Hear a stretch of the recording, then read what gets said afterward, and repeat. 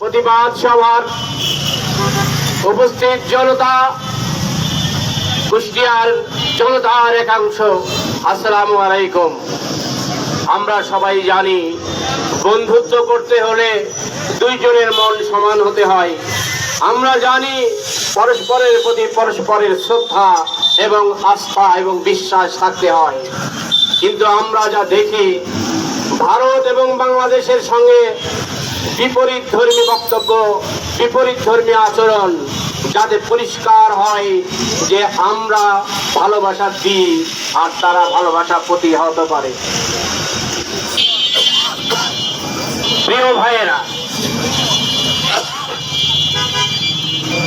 বাংলাদেশ একটি স্বাধীন সার্বভৌম রাষ্ট্র। এদেশের প্রতিটি ইঞ্চির জায়গা আমাদের, আপনাদের প্রত্যেকের।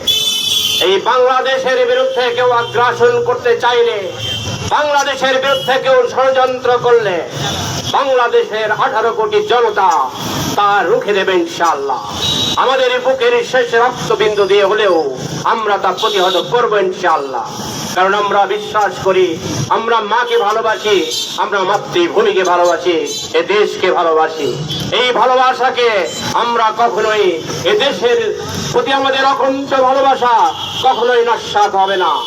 আমরা এই কথা বিশ্বাস করি।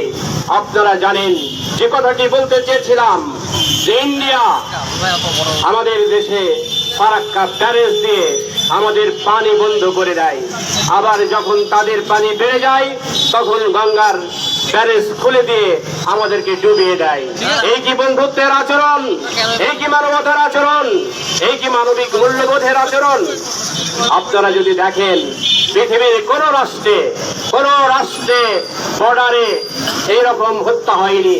আমাদের এখানে ফেলানি সহ অসংখ্য বাঙালিকে, আমাদের বাংলাদেশকে নির্বিচারে হত্যা করে ভারতের বিএসএফ। আপনারা কি এই যে বোঝেন না, তারা আমাদের বন্ধু না আমাদের শত্রু না আমাদের মিত্র? মিত্র হতে হলে, প্রতিবেশী হতে হলে প্রতিবেশী সুলভ আচরণ করতে হয়, তা কিন্তু তারা করে না। আপনার তিস্তার পানি বন্ধ করে দেয় তারা। এদেশের প্রতিটি ক্ষেত্রে যখন আপনারা দেখেছেন, রাষ্ট্রীয়ভাবেও বিগত আওয়ামী লীগ সরকারের আমলেও, ফ্যাসিস্ট আওয়ামী লীগ সরকারের আমলেও তারা মুখে বলে আমরা বাংলাদেশকে ভালোবাসি, আর বাংলাদেশের যখন চালের সংকট হয় দিতে চেয়েও ডবল মূল্যে চাল দেয় না। বাংলাদেশের যখন সমস্যা হয় তখন সেটি তারা করে না। তাহলে কোন জায়গায়, কোন অবস্থায় তারা আমাদের সঙ্গে আছে? প্রতিটি ক্ষেত্রে আমাদের সঙ্গে বিশ্বাসঘাতকতা করে, প্রতিটি ক্ষেত্রে আমাদের বিরুদ্ধে তাদের অবস্থান, অথচ তারা আমাদের প্রতিবেশী। আপনারা জানেন, বাবরি মসজিদ ধ্বংস করে সেখানে রাম মন্দির তৈরি করা হয়েছে। বাংলাদেশে কি একটি নজির আছে? বাংলাদেশে কি একটি উদাহরণ দিতে পারবে? বাংলাদেশের কোন মানুষ, আজকে হিন্দু ভাইরা এখানে উপস্থিত আছে, তারা জানে, তারা কি একটি উদাহরণ দিতে পারবে বাংলাদেশের একটি মন্দিরকে ভেঙে সেখানে মসজিদ করা হয়েছে? বাংলাদেশের একটি মন্দিরকে আক্রমণ করা হয়েছে? নজির নেই।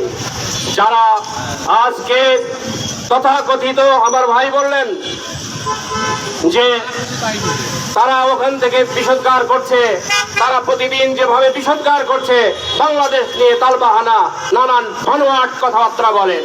আপনারা যদি সরজমিনে দেখতেন বাংলাদেশের মানুষ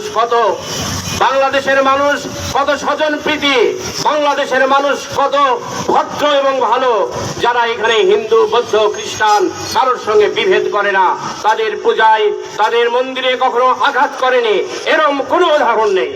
বরঞ্চ যা বলা হয়েছে, যা করা হয়েছে, তা আপনাদের এই ফ্যাসিস্ট সরকারের দোসররা তাদের বন্ধুত্ব নেওয়ার জন্য আমাদের মানুষকে, আমাদের এদেশের জনপ্রিয় মানুষকে, জাতীয়তাবাদী মানুষকে, তাদেরকে বিভাজন সৃষ্টি করার জন্য মিথ্যা, বানোয়াট, উদ্ভট কল্প কাহিনী তৈরি করেছে। কিন্তু সরজমিনে আপনারা দেখেন, আজকে কুষ্টিয়ায় যারা এখানে আমরা আছি, কুষ্টিয়ার জনগণ, এখানকার কুষ্টিয়ার এলিট সম্প্রদায় এখানে উপস্থিত আছেন, আপনারা হিন্দু ভাইরা আছেন, আপনারা দেখেছেন একটি জায়গায় কোনো আক্রমণ হয়েছে কিনা, একটি মন্দিরে কোনো আক্রমণ হয়েছে কিনা? হয়নি। তাহলে এটা কি প্রমাণ হয় না যে এদেশের মানুষ কত স্বজন প্রীতি, এদেশের মানুষ কত ভালোবাসে, মানুষের প্রতি মানুষের ভালোবাসা, ধর্মের প্রতি ঐক্য, এটা কি আপনারা দেখতে পারেন না? আপনারা কোন উদ্দেশ্য নিয়ে?